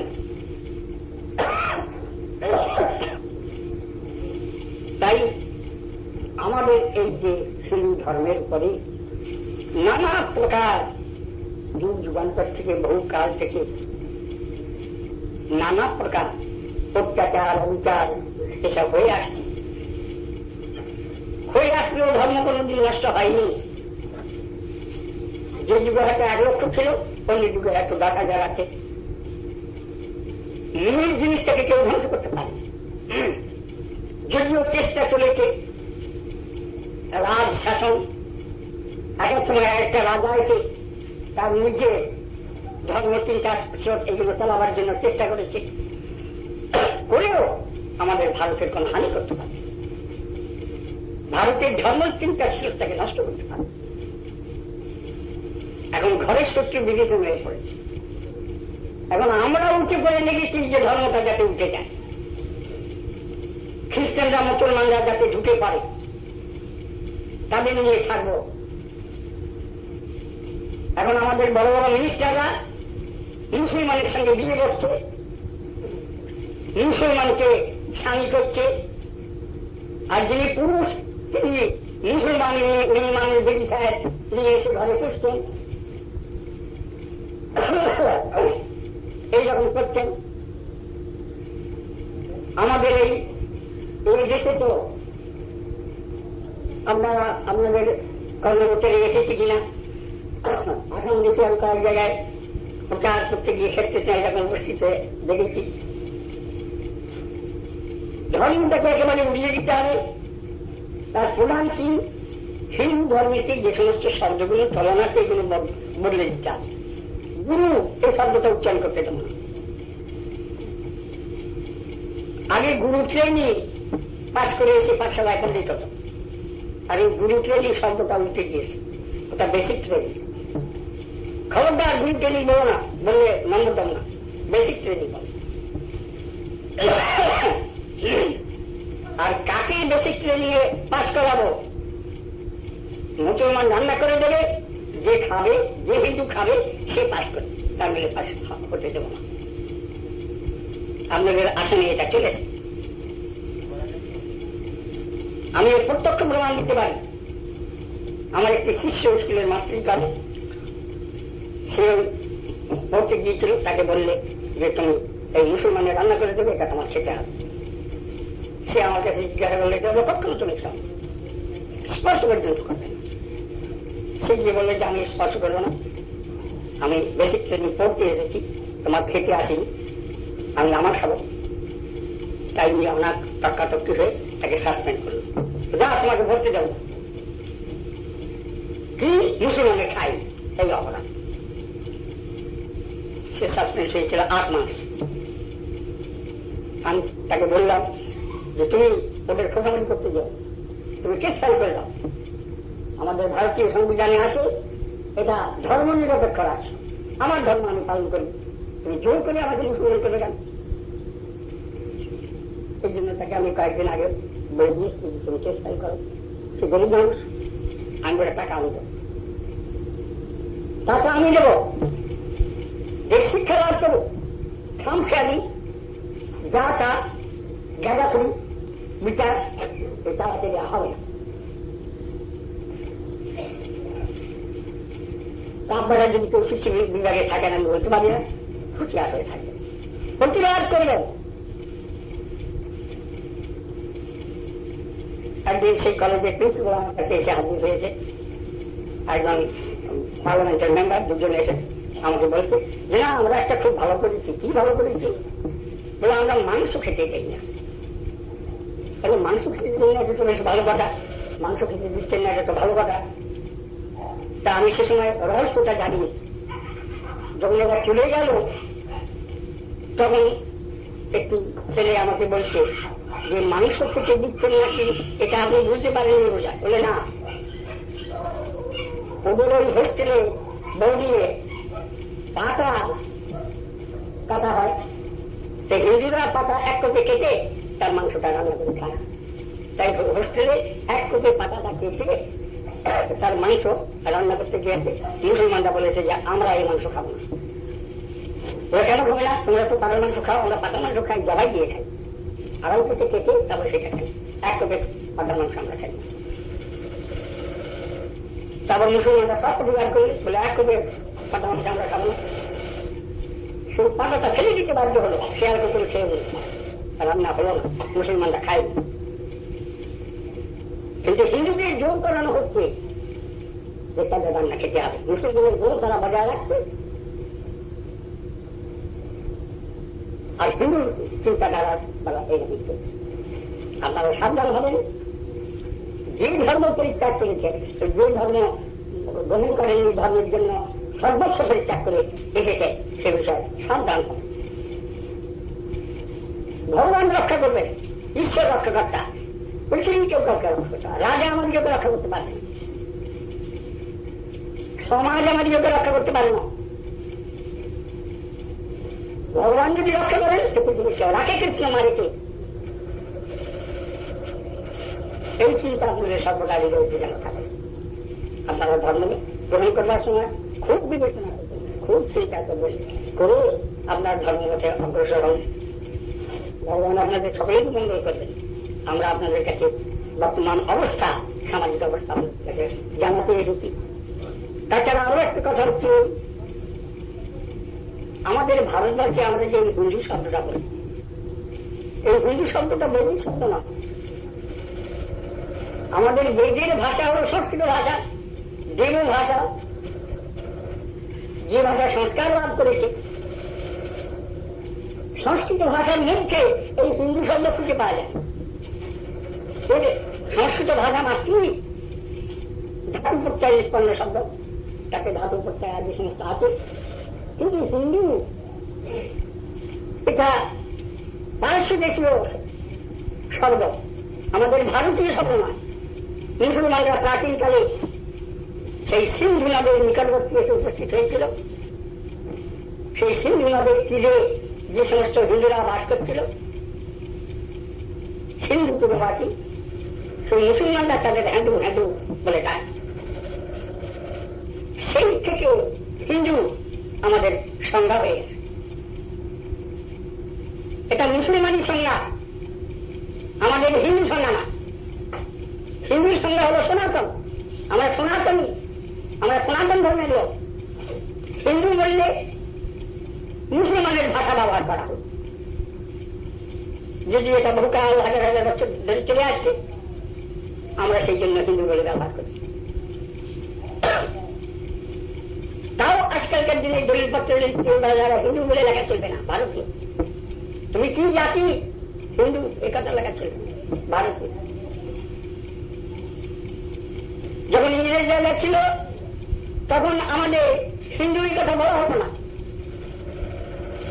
আপনারা যারা একটু বয়স্ক লোক আছে তারা জানেন, যখন ভোটার্স লিস্ট ব্রিটিশের আমলে তৈরি হয়েছিল, তাতে হিন্দুদের বলা হতো অমুসলমান জাতি। আমরা অমুসলমান জাতি ছিলাম, হিন্দু না। আমাদের দুর্দশাটা চিন্তা করে দেখুন, আমরা আমাদের নিজেদের পরিচয়টা ভুলে গেছি। পরিচয় দিতে গেলেও জোর করে বন্দুক দিয়ে থামিয়ে দেওয়া হচ্ছে। এই সমস্ত কথা বলতে যাওয়া হবে না। এই যে সমস্ত শিক্ষা, এগুলো সর্বদা চিন্তা করবেন, বিষয়টা ভাববেন, চিন্তা করতে হবে, আমাদের সাবধান হতে হবে। ভারতীয় ধর্ম আর্য ঋষিগণের শিক্ষা ধ্বংস হবে। 1 লক্ষের মধ্যে 1টা লোক যদি গ্রহণ করে তাহলে ওটার মূল্য হয়, সেই জিনিসটা চিরকাল থাকবে। তা আমি সেই জন্য আপনাদের অনুরোধ করি, আপনারা সকলেই ধর্মজীবন যাপন করবেন, নির্ধর্ম হয়ে থাকবেন না, ধর্মশূন্য জীবন যাপন করবেন না। ধর্মশূন্য জীবন পশুর জীবন, পশুগুলোর কোনো ধর্ম নাই, কুকুর বিড়াল ঘোড়া গাধায় কোনো ধর্ম নাই, মানুষের ধর্ম আছে। মানুষ ভগবানের উপাসনা করতে পারে, ভগবানের চিন্তা করতে পারে, আহার শুদ্ধি, বিহার শুদ্ধি, সমস্ত মহাতি। আমরা বিধর্মীর কোন পোশাক নেব না, বিধর্মীর কোন আচার ব্যবহার নেব না। তোমরা করো কি, আমরা আমাদের আর্য ঋষিদের যে শিক্ষা সেই অনুসারে চলব। আমরা এখানে মত করেছি, পার্বতী বাবু এবং তার স্ত্রী 1 খন্ড জমি দান করেছেন এখানে মত করবার জন্য। আমরা চিরকালই আপনাদের নিকটে ধর্মের কথা, ধর্মের শিক্ষা আপনাদের কাছে দেব। যে কোনো ধর্মের কথা আছে শুনলে সেগুলো শাস্ত্রের সঙ্গে বাজিয়ে নেবেন, বা আমাদের কাছে এখানে যারা মঠের যারা দায়িত্ব নিয়ে থাকবেন তাদের কাছে আসবেন, এসে জিজ্ঞাসা করবেন যে বিষয়টা একজনে বলছে, এটা গীতা কি বলছে, শ্রীমদ ভাগবত কি বলছে, বেদ কি বলছে, উপনিষদ কি বলছে, এগুলো শোনা দরকার। বেদ তার আগেকার নাম ছিল শ্রুতি।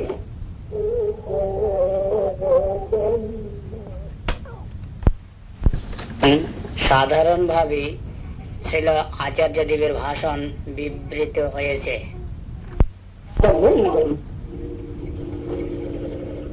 যিনি শব্দ ব্রহ্ম দিতে পারেন তার কাছে শব্দ ব্রহ্ম নিতে হবে। যে শব্দ ব্রহ্ম দিতে পারে না, যার জীব হাতে শব্দ ব্রহ্ম উচ্চারিত হয় না, তিনি কি করবেন? তিনি কতগুলো শব্দ বলেন, যেমন গীতি শোনা নয়, তেমনি নৈতিক শব্দ নয়। শব্দ ব্রহ্ম আর শব্দ সামান্য এক কথা না। শব্দ ব্রহ্ম একটা জিনিস, শব্দ ব্রহ্ম শ্রবণ করলে মুক্তি লাভ, শব্দ সামান্য শ্রবণ করলে মুক্তি লাভ করা যায়। শব্দটা বায়ুমূল্যের থেকে হয়েছে, কিন্তু শব্দ ব্রহ্ম যেটা বায়ুমূল্যের থেকে হয় সেটা অপরাধ ব্রহ্মতত্ত্ব, সেটা সবগুলো পার্বত্যের থেকে সেগুলো শ্রবণ করতে হয়, কারণ না শুনলে মুক্তি হয়। বহু লোক আমাদের দেশে সমাজে কথা আছে যে দীক্ষা না নিলে হাতের জল শুদ্ধ হয় না। কথা ঠিকই, হাতের জল শুদ্ধ হয় না, দীক্ষা নিতে হবে। তার হাতের জল শুদ্ধ করবার জন্য তেমন করবো, তার তার মুক্তি হচ্ছে না। প্রভু ব্যবস্থার যে কার্য সেটা সিদ্ধ হচ্ছে না। প্রণাম যে হচ্ছে কোথায় শব্দ ব্রহ্ম না পেয়ে শব্দ সামান্য জিনিস, আসল জিনিস না পেয়ে নকল জিনিস পেয়েছে। বাড়িতে দেখতে একরকম কিছু প্রভাব নেই। এই সমস্ত জিনিস আপনারা যারা করবেন, বিচার না করলে তখন ভগবানকে লাভ করতে পারা যায়। প্রতিনিধি তত্ত্ব সাধারণ বিদ্যালয়তে তাকে পাওয়া যায়। আমি আর আপনাদের অধিক সবাই নেব না, আমি এই কথাগুলো আজকে আপনাদের থেকে বিদায় গ্রহণ করি। আপনাদের কাজটা কি প্রশ্ন ছিল সেগুলো এখন রাত হয়েছে, যদি আপনাদের অসুবিধা হয় কালকে সকালে এসে আলোচনা করতে পারি। আমরা তো এখানেই থাকি, মহারাজরা সবাই এখানেই থাকেন, আসলে তাদের কাছে প্রশ্ন করলে পেতে পারে, কোনো বাধা নেই। হ্যাঁ, আনন্দগিরি ছিল শঙ্করাচার্যের পার্সোনাল সার্ভিস দিত। সে রান্না করে খাওয়া দাওয়া, কাপড় চোপড় ধুয়ে দেওয়া, শোয়া, বিছানা পরিষ্কার করে রাখা, এইসব কাজ আনন্দগিরি ছিল। সে মূর্খ, লেখাপড়ি কিচ্ছু না। এবং পদ্মপাদ, তারপরে হস্তামল, সুরেশ্বর, এরা হল প্রধান পণ্ডিত। এগুলো শঙ্কর জয় গ্রন্থের মধ্যে যেগুলো সব বর্ণনা আছে, শঙ্করের লাইফে গিয়েছে সংস্কৃত গ্রন্থ মধ্যে বর্ণনা আছে। একদিন কাশীতে শঙ্করাচার্য বসে আছে, ইয়েতে তিনি বেদান্তের ব্যাখ্যা করেন, ইয়েতে অদ্বৈতবাদ আলোচনা করবেন, এই সমস্ত সম্বন্ধে ইয়ে হবে, সভা হয়ে আসে, হয়ে আসে। এবং শঙ্করাচার্য কিছু বলছে, চুপ করে বসে আছে। তখন পদ্মপাদ বলছে, প্রভু আপনি বসে আছেন কেন? যারা শ্রোতা সব এসে গেছে, আর তো ইয়ে নেই, আপনি আলোচনা আরম্ভ করুন। তখন শঙ্করাচার্য বলল যে আনন্দগিরি তো আসেনি, সে ওই সকালবেলা কাপড় চোপড় ধোয়ার জন্য গঙ্গার ঘাটে গেছে, সে তো আসেনি। তো তার জন্য বসে থাকেন কেন? সে তো মূর্খ, সে তো আপনার কথা কিছু বুঝবে না, তার জন্য বসে থাকার দরকার কি? পদ্মপাতেই বলি। নিজের পার্সোনাল অ্যাসিস্ট্যান্ট সেবা কাজ করে, তার উপরে একটু টান আসে। শঙ্কর কথাটা শুনে খুব দুঃখিত, বলে আমার শিষ্য কাছে থাকে, তাকে এইরকম ভাবে ঘৃণা করুন লোকটা। তারপরে ওই আনন্দগিরি গঙ্গার যে কাব্য যখন এসেছে, এসে ওই শঙ্করাচার্য তখন তাকে শক্তি সঞ্চার করে দিয়েছে। আনন্দগিরি তখন আনন্দগিরি দণ্ডবোধ করে উঠি শঙ্করের স্তব আরম্ভ হল। সংস্কৃত ভাষায় এত হাই স্ট্যান্ডার্ডের সংস্কৃত আজ পর্যন্ত বলবার লোক হয়, এত মূর্খ এইরকম তার। তখন পদ্মপাদ বলেছি গুরু সর্বনাশ,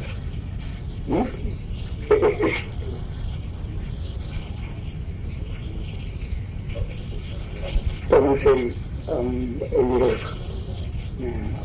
আনন্দগিরির স্তব শুনে